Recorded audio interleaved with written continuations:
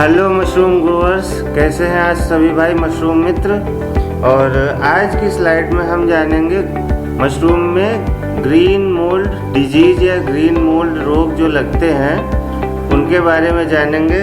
लेकिन उससे पहले हमारे एक मित्र हैं अरुण पाठक जी, उन्होंने एक बहुत ही अच्छी जानकारी हमको व्हाट्सएप पे भेजी है, तो पहले उसको हम शेयर कर रहे हैं। ये जानकारी हमें भी नहीं पता थी।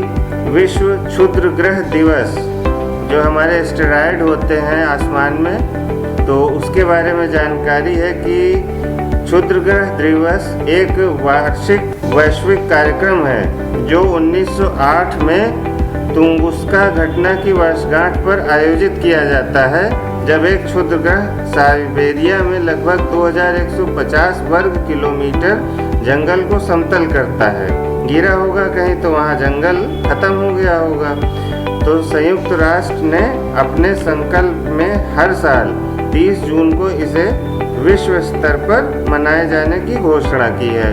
यानी कि 30 जून को हमारा विश्व क्षुद्र ग्रह दिवस या एस्टेरॉयड डे होता है, वर्ल्ड एस्टेरॉयड डे होता है। तो इस स्लाइड में अब हम देखते हैं, इस स्लाइड में हम ग्रीन मोल्ड डिजीज़ के बारे में जानेंगे।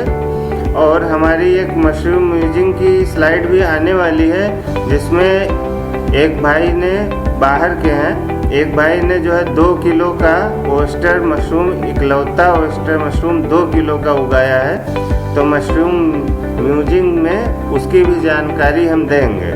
तो आइए चलते हैं अपने ग्रीन मोल्ड डिजीज़ की जानकारी के बारे में।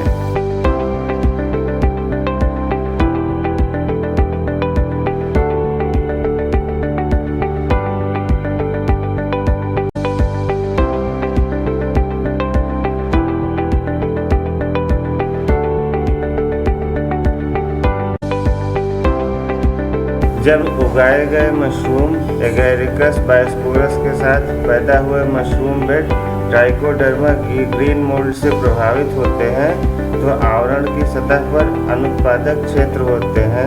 यह आप अगले चित्र 1 में देखेंगे, जिसके परिणाम स्वरूप गंभीर उपज हानि होती है। ट्राइकोडर्मा SPP पारंपरिक रूप से कंपोस्ट में खरपतवार के साँचे के रूप में पाए जाते हैं, जिससे केसिंग या खाद पर केवल सीमित हरे धब्बे या मशरूम पर कैप स्पॉटिंग होती है। हालांकि 1990 के दशक की शुरुआत में पेंसिल्वेनिया में ग्रीन मोल्ड महामारी के लिए ट्राइकोडर्मा के एक नया स्ट्रेन जिम्मेदार था। इस स्ट्रेन की पहचान ट्राइकोडर्मा हर्जियानम बायोटाइप 4 TH4 के रूप में की गई थी। आगे आप चित्र में देखेंगे।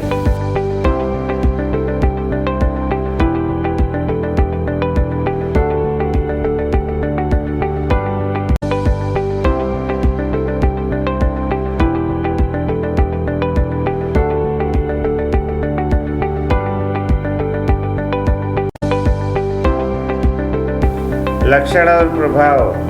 हरे रंग के साँचे में घने सफ़ेद माइसीलियल विकास की विशेषता होती है, जिसके बाद कवक के व्यापक हरे रंग के स्पोरुलेशन होते हैं। स्पष्ट रूप से सामान्य स्पान रन हरे ट्राइकोडर्मा स्पोरुलेशन के बड़े पैच को रास्ता दे सकते हैं। पेंसिल्वेनिया में फसल का नुकसान 30 से 100% तक था। हरे मोल्ड से फसल का नुकसान परिवर्तनशील है। हालांकि पेंसिल्वेनिया में बीमारी की शुरुआत के बाद से फसल के नुकसान का अनुमान $30 मिलियन से अधिक है। एगेरिकस राइजोमोर्फस अक्सर ब्राउनिंग प्रतिक्रियाओं का प्रदर्शन करते हैं और बेसिडियोकार्प्स को हरे रंग के मोल्ड या पेनिसिलियम जैसे द्वितीयक आक्रमणकारियों के साथ कवर किया जा सकता है। आगे आप चित्र में देखेंगे।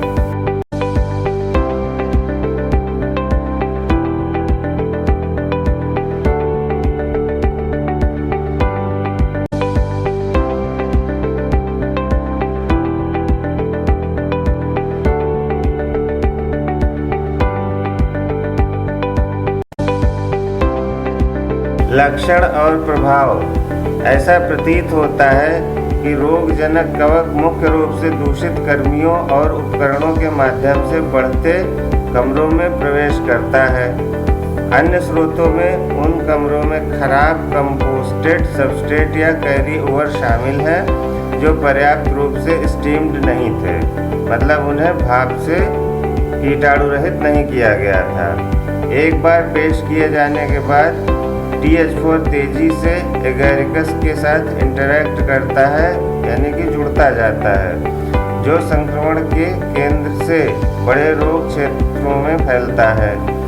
एगैरिकस माइसीलियम का भूरापन और छोटे पिंस का लसीका हरे रंग के साँचे के अग्रिम किनारे पर माइक्रोस्कोपिक रूप से दिखाई देता है और एंजाइमी गिरावट का सुझाव देता है।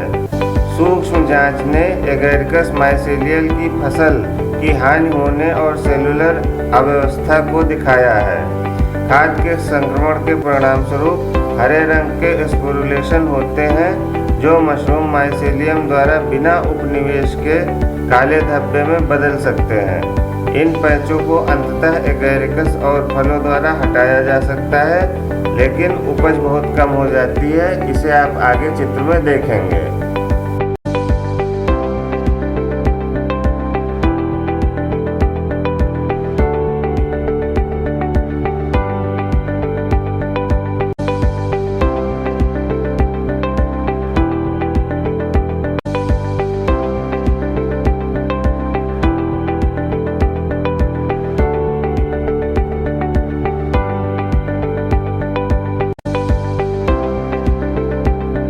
लक्षण और प्रभाव। हालांकि बिना पैदा की हुई कंपोस्ट हरी फफूंदी के उच्च स्तर का समर्थन नहीं करती है। मशरूम माइसीलियम और ट्राइकोडर्मा हार्जिनियम बायोटाइप 4 TH4 के बीच परस्पर क्रिया की प्रकृति को समझा नहीं गया है। ग्रीन मोल्ड एगैरिकस बटन मशरूम के साथ साथ शिटाके और प्लोरोटस जैसी प्रजातियों के महत्वपूर्ण उपज नुकसान का कारण बनता है।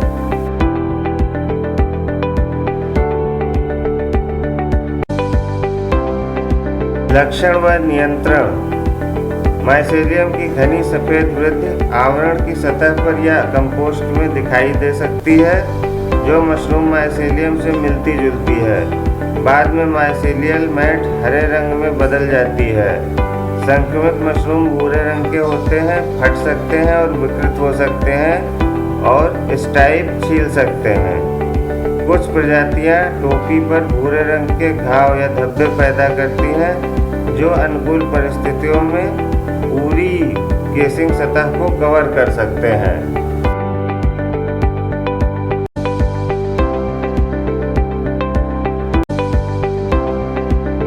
लक्षण व नियंत्रण।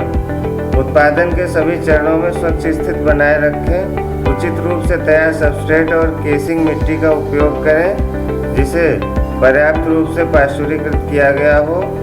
अगर pH 7.5 के आसपास है तो समायोजित करने के लिए केसिंग में चूने का उपयोग करें। नियंत्रण। मक्खियों और हरे फफूंद का पहली बार पता चलने पर प्रभावित क्षेत्रों में कंपोस्ट पर टेबल साल्ट यानी खाने वाला नमक लगाएं।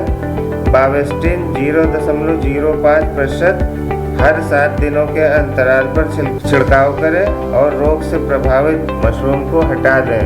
यदि छोटा फार्म हाउस है तो उस प्रभावित क्षेत्र के सभी मशरूम को हटाकर केसिंग सॉइल या कंपोस्ट को हटाकर फार्म हाउस से कहीं दूर ले जाकर फेंक दें। अगर बड़ा फार्म हाउस है तो फिर दवाओं का उपयोग करें।